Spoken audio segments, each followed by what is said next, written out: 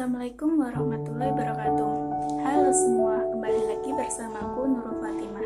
Kali ini aku bakalan membahas tentang salah satu novel remaja romantis religi karya Diana Feby yang berjudul Cinta Dalam Sujudku.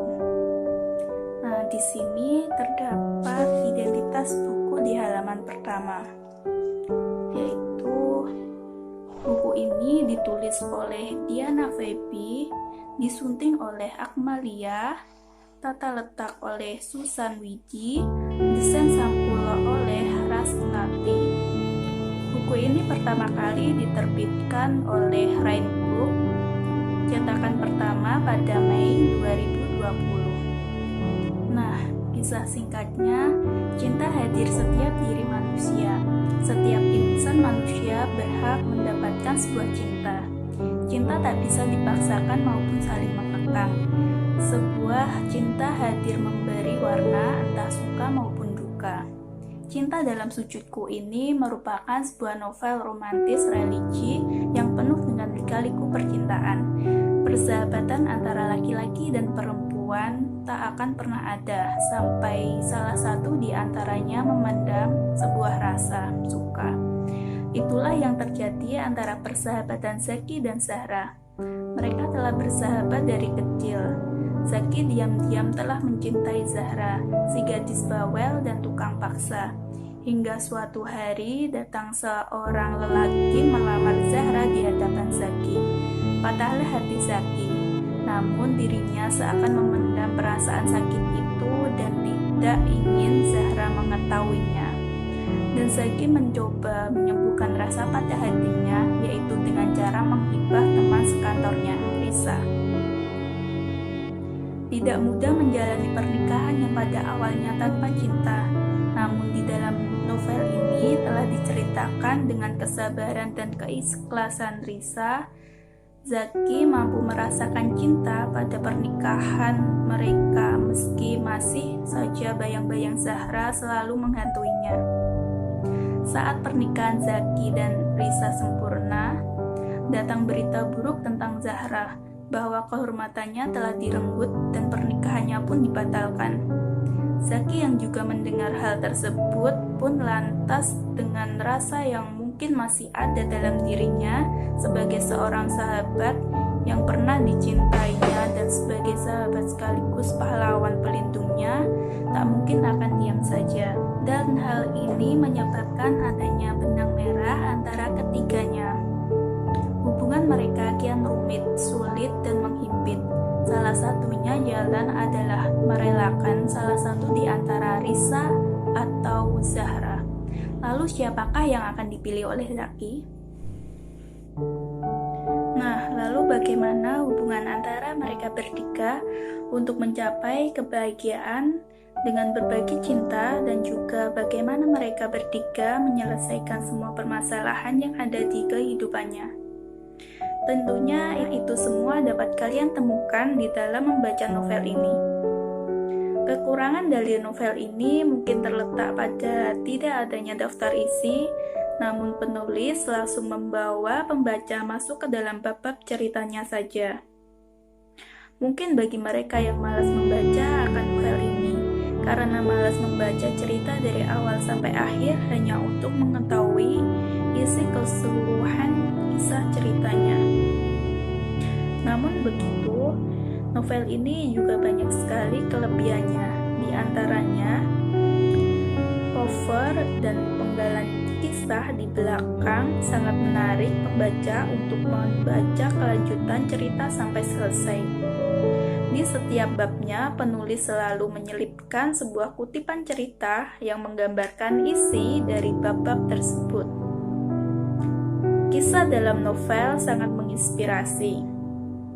Bukan hanya menceritakan kisah percintaan religi saja, melainkan juga terkandung nilai-nilai agama di dalamnya.